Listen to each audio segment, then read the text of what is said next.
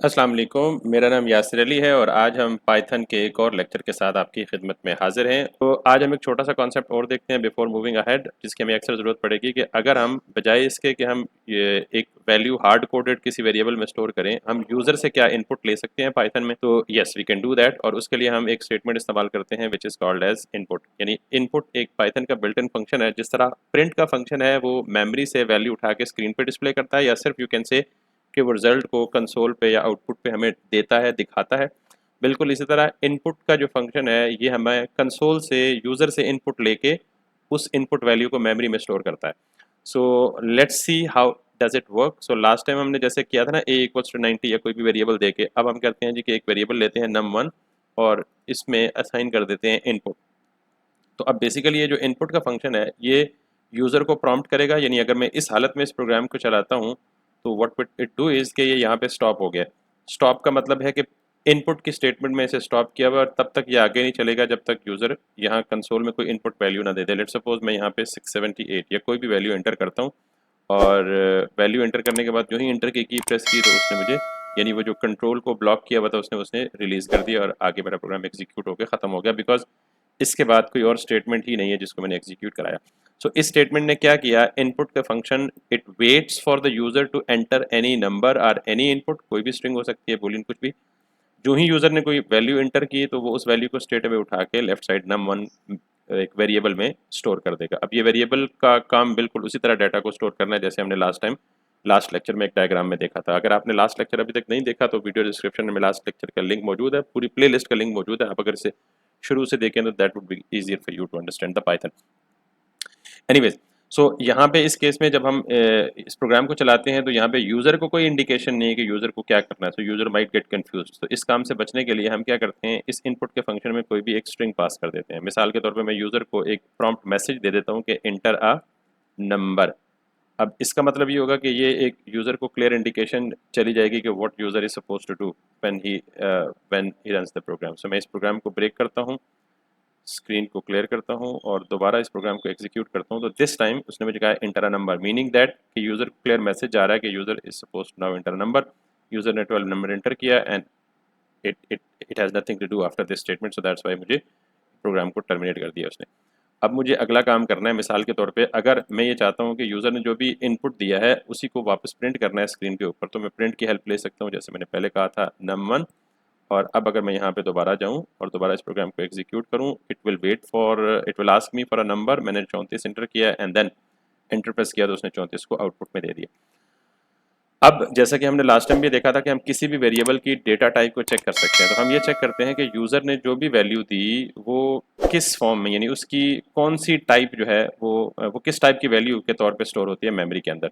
यानी simply put के num1 की टाइप क्या है, तो इसकी टाइप चेक करनी है तो मैं यहाँ पे लिख सकता हूँ TYPE और इसको मैं दोबारा से यहाँ पे कर देता हूँ राउंड ब्रैकेट क्लोज। और अब मैं स्क्रीन क्लियर करके दोबारा प्रोग्राम रन करता हूँ तो ये मुझे देगा, मुझे पहले कहेगा, यानी पहले ये स्टेटमेंट चलेगी, यूज़र को ये मैसेज आएगा इंटर अ नंबर। यूज़र ने कोई भी नंबर एंटर किया, आउटपुट दिया, तो उसने कहा जी कि यूज़र ने जो नंबर एंटर किया है, एक्चुअली तो मैंने 23 नंबर एंटर किया था, बट इट्स वेरी स्ट्रेंज कि उसने मुझे कहा कि जो यूज़र ने इनपुट किया है उसकी टाइप जो है वो स्ट्रिंग है।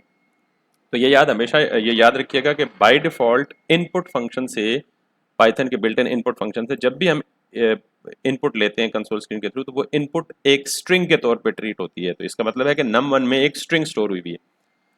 तो इसको ज़रा और आसान तरीके से समझे कि मिसाल के तौर पे मैं इसी लाइन को कॉपी करता हूँ और दूसरी स्टेटमेंट लिखता हूँ और इसको वेरिएबल नेम देता हूँ num2। By the way variable के नेम ज़्यादा मीनिंगफुल रखने के लिए आप वेरिएबल के नेम में अगर एक से ज़्यादा वर्ड्स हों तो आप अंडरस्कोर यूज़ कर लिया करें। तो मैंने यहाँ पे लिखता हूँ जी इंटर नंबर के बजाय इंटर सेकंड नंबर। तो अब ये यूज़र से एक के बजाय दो नंबर लेगा, पहले नंबर को num1 में स्टोर करेगा, दूसरे नंबर को num2 में स्टोर करेगा। तो अब मैं क्यों टाइप चेक कर रहा था इसको जस्टिफाई करने के लिए, बताने के लिए मैं आपको सिंपली यहाँ पे लिखता हूँ प्रिंट की स्टेटमेंट और प्रिंट की स्टेटमेंट में लिखता हूँ num_1 और प्लस कर देता हूँ num_2। तो अब ज़रा ये देखिएगा कि अगर मैं ये सपोज कर रहा हूँ कि मुझे क्या देना चाहिए, इसको num1+2 यानी दोनों केसेस में दोनों नंबर्स को ऐड करके डिस्प्ले करना चाहिए, बट ये ऐड नहीं करेगा बल्कि ये उनको जोड़ देगा।